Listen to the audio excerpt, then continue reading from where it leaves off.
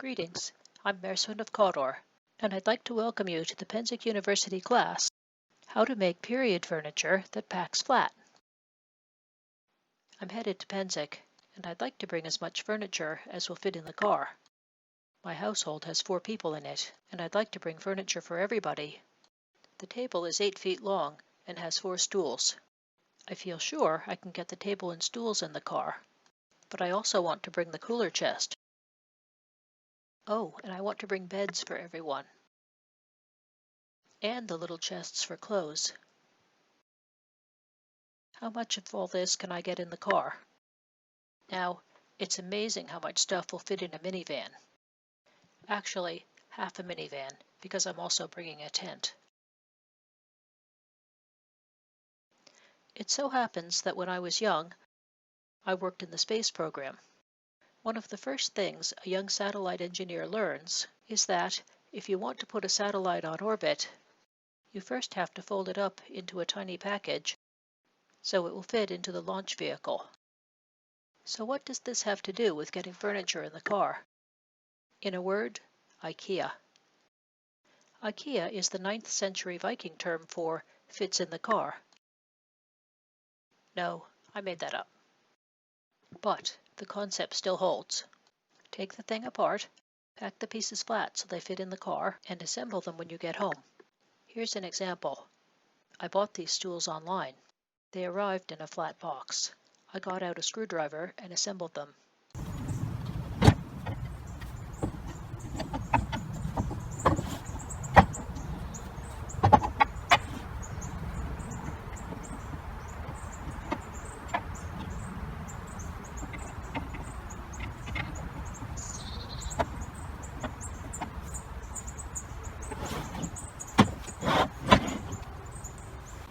These stools are held together with screws, 8 of them.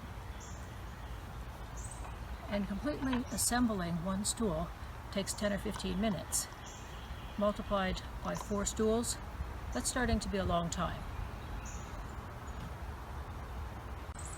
Because I like to take a lot of furniture to Penzic, everything I make can be taken apart and reassembled on site.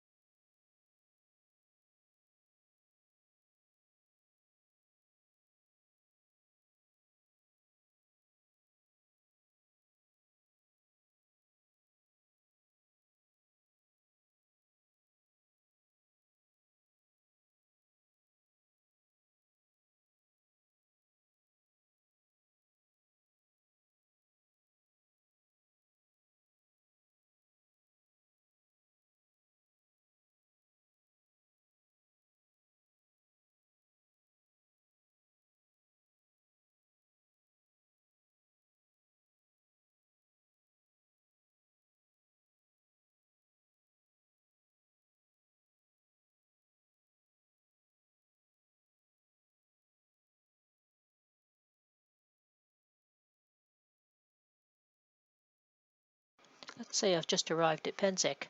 I've been driving all day. It's hot. I'm tired, and I'd rather be thinking about dinner. But before I head off to the Beast and Boar, first I have to assemble a whole lot of furniture. 4 beds, a table, and the chest for the cooler. That could take a long time. The first furniture I made for Penzig was held together with screws, and was as sturdy as it could be, but it took hours to assemble everything. Before long, I began to wish for some snap-together furniture.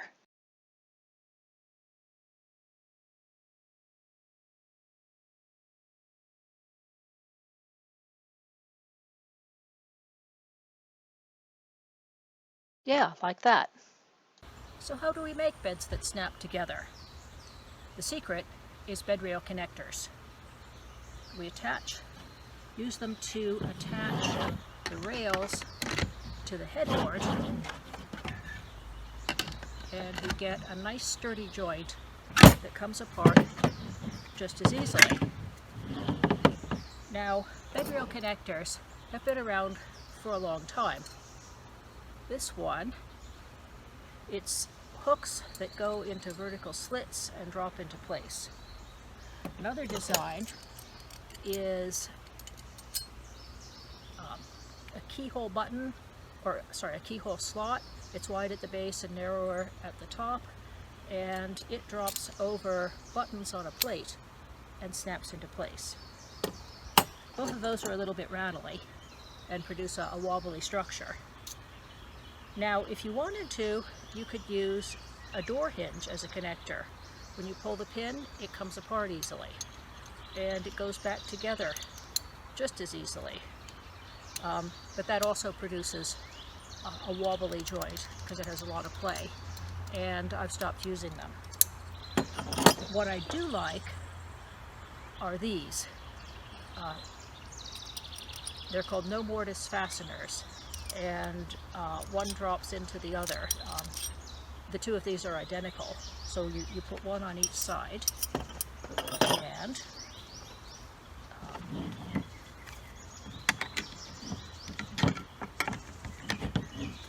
there you are.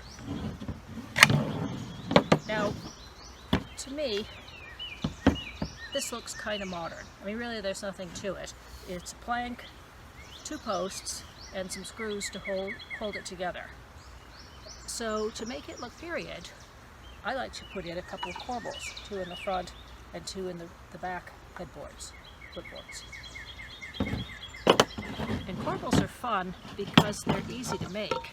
You take scrap wood left over from making the rails and the headboard slat, and you draw a square and you draw a circle and you cut it into 4 pieces, and each of those pieces is a corbel.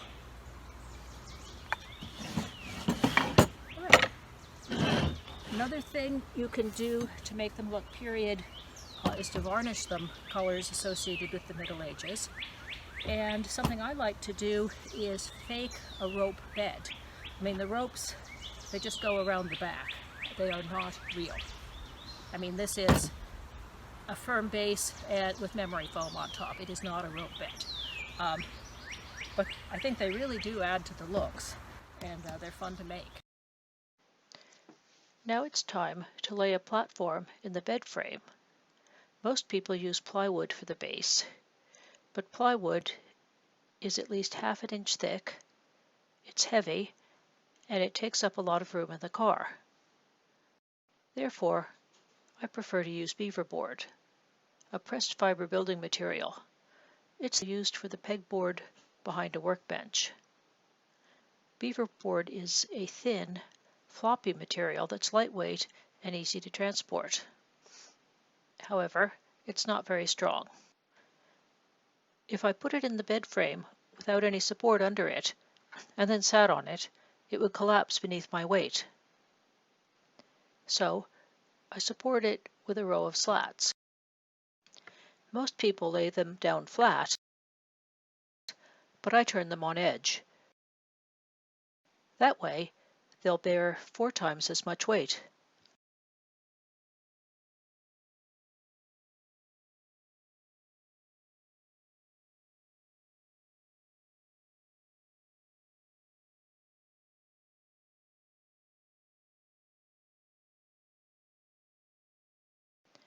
A sheet of beaver board on slats feels as solid as a heavy sheet of plywood. And to show you how strong it is, no breaking. Perfect. When I designed the beds, I based their dimensions on camping cots. Camping cots range from 27 to 34 inches wide and from 6'4" to 6'8" inches long. I would recommend making your beds at least 28 inches wide. Anything less would be uncomfortably narrow. At the same time, I wouldn't make them more than 30 inches because it would be harder to get them in the car.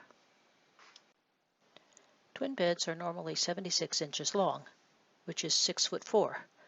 But because the men in my family are over 6 feet tall, I made the beds 80 inches long, or 6'8". And in choosing the height, almost all camping cots are 18 inches tall, the standard height of a chair. If you're going to sit on your bed, you might as well be comfortable. I'd planned to use a slab of foam for the mattress. I finally found one at the fabric store. But when I saw the price they were asking, my eyes bulged on stalks.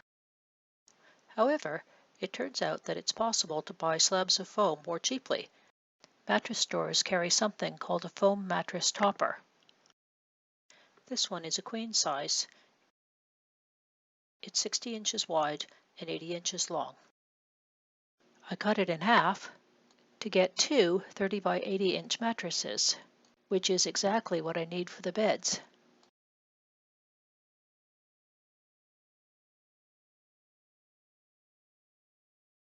There! Perfect. One more lesson learned. This slab of foam is 3 inches thick. 3 inches is enough, although when you're sleeping, you'll occasionally feel the hard surface beneath you. I think 4 inches would have been better. The main thing to know about building a bed is that it's made from two headboards connected to each other by two rails, between two square posts, which are the legs of the bed. The legs are fastened to the board with screws. The rails are attached to the headboards with bed rail connectors. The platform for the mattress rests on stops, which are narrow strips of wood along the inside of the rails and both headboards. A plywood platform may sit on the stops directly. A beaverboard platform requires additional slats for support. The beds are made from ordinary pine lumber in standard sizes. I used 4-inch wide planks in 8-foot lengths for the parts of the bed that showed, and furring strips, which are basically scrap wood, for the stops and slats. Plywood and beaverboard are also readily available. The only things I couldn't find at the hardware store were bed rail connectors. However, there were a dozen different styles of them on Amazon. Bed rail connectors aren't just for beds. This cooler chest is held together with bed rail connectors.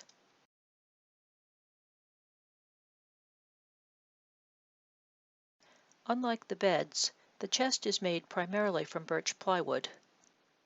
Birch plywood costs twice as much as regular plywood, but it gives a better result. It's the difference between rough construction materials and fine cabinetry. Half a sheet of birch plywood is enough for the front, back, and side panels. Ordinary plywood can be used for the removable floor, as it doesn't show. The lid is made from pine boards. The removable floor sits on top of stops and has a handhold cut into it to make it easier to lift. The stops, which are made from thin strips of wood, are installed on both of the side panels and on the back panel. There is not a stop on the front panel. There can't be. A front panel stop would catch on the floor during installation. The lid is made from boards held together by end caps, which also serve a cosmetic purpose. They conceal the rough ends of the boards. The lid is permanently attached to the back panel. Be sure to use a hinge that folds all the way back. Otherwise, the lid and back panel will not pack flat. Also, it's a nice touch that when you open the chest, the lid folds all the way back. Each corner is held together by two bed rail connectors, top and bottom. For a bed, you'd buy one set of bed rail connectors, but for a chest, you'd have to buy two.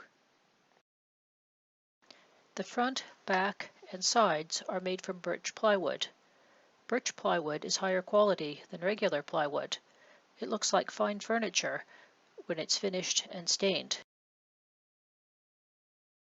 The rope handles don't have knots on the inside. The cooler chest was sized to fit the cooler. I had to leave some space in the back to allow the lid to open. It's easiest to build the chest around the cooler. The lid is made from boards which are held together by end caps. Like the beds, I made the chest 18 inches high so it's comfortable to sit on. You can make the chest look more period by adding medieval details. The rope handles are spliced on the outside of the chest. Any knots on the inside would interfere with the handles of the cooler.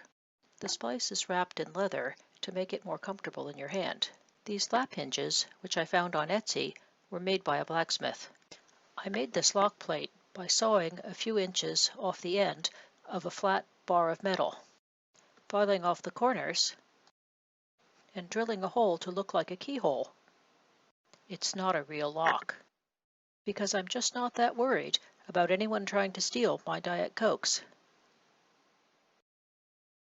Another way to make the chest look more period is to paint it with a design that might have been used to decorate a medieval chest. This is more Lord of the Rings, but hey. If you want to be more authentic, you might choose to decorate it with your own heraldic device. When I looked for art to decorate my chests, I favored medieval marginalia, the colorful drawings in the margins of medieval manuscripts. Although after studying them for a while, I came to realize that a number of the monks must have been teenage boys, and their sense of humor was about what you would expect. But I especially like pictures of animals, like wild boar, stags, dragons, or even creatures that don't really exist. It might be that the painting you want to use is beyond your skill as an artist. Or perhaps you ran out of calendar before you ran out of chores. That's where decoupage comes in. The word decoupage is French for to cut out. It's the art of decorating something by gluing on colored paper cutouts. To create the look of hand-painted art, I search online for something I like, then print it out and glue it to the front of the chest with a clear coat of polyurethane. All of my chests that look like they were painted are actually decoupaged. Decoupage is the easy way out. I think of it as morally equivalent to making something with the replicator on Star Trek. The finished product is not the real thing, and your Klingon mother-in-law won't approve, but it gets the job done. A few days ago, I had a dope slap moment when I realized that decoupage isn't just for faking artwork. It can also be used to create the look of linen fold paneling. I start with a photograph of real linen fold. Then I print it out, trim the edges, and tape it to the surface I want to decorate. This technique isn't limited to linen fold. Any photograph of wood carving may be decoupaged onto a flat surface. Here is a panel with a Gothic-style arch. I'm getting ready to decoupage it onto this chest. At the moment, the printout of the image is attached to the chest with tape. The next step is to glue it to the chest with polyurethane. I'll do the linen fold chest first. I start with a printout of linen fold paneling. I lay it on the front of the chest and mark the corners with pencil.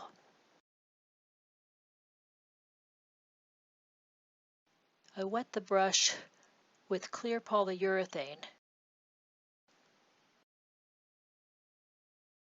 and apply a thick coat to the surface of the chest.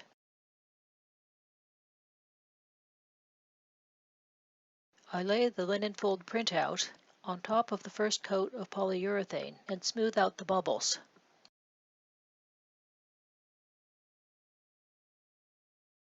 I paint a second coat of polyurethane over the linen fold printout.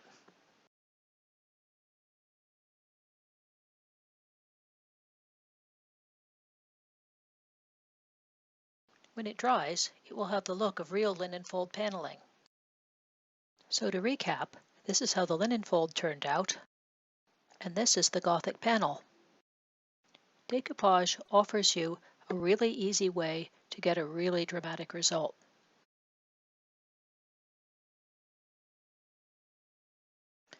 Bed rail connectors don't work for everything.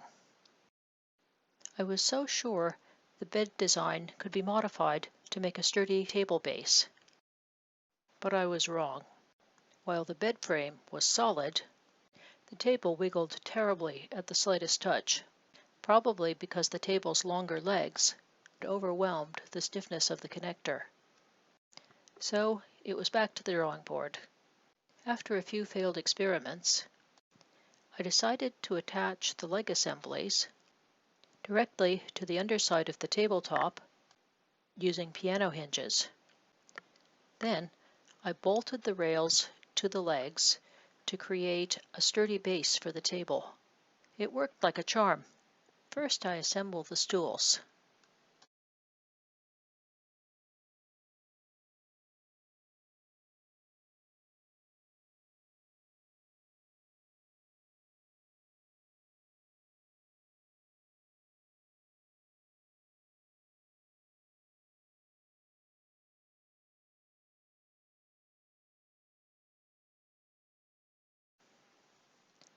It takes a long time to assemble the stools, maybe 10 or 15 minutes apiece. I haven't actually put the screws in for this demo because otherwise the video would have gone on forever. Then I release the leg assembly and raise it up. The rails go on last. They hold the legs in place and keep the table from wobbling. 2 bolts hold the end of each rail to the leg. It's easier to assemble the table when it's upside down. I don't have to worry about it collapsing before it's stable. The tabletop is made of 8-foot-long planks, held together by end caps. The end caps are structural, but they're also cosmetic, in that they cover the rough ends of the planks.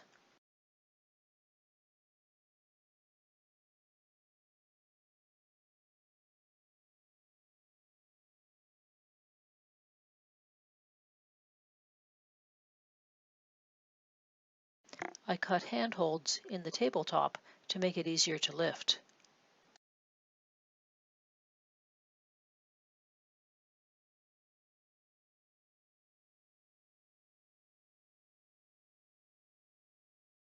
So that's how to build a table. It's sturdy, quick to set up, and it will fit in your car.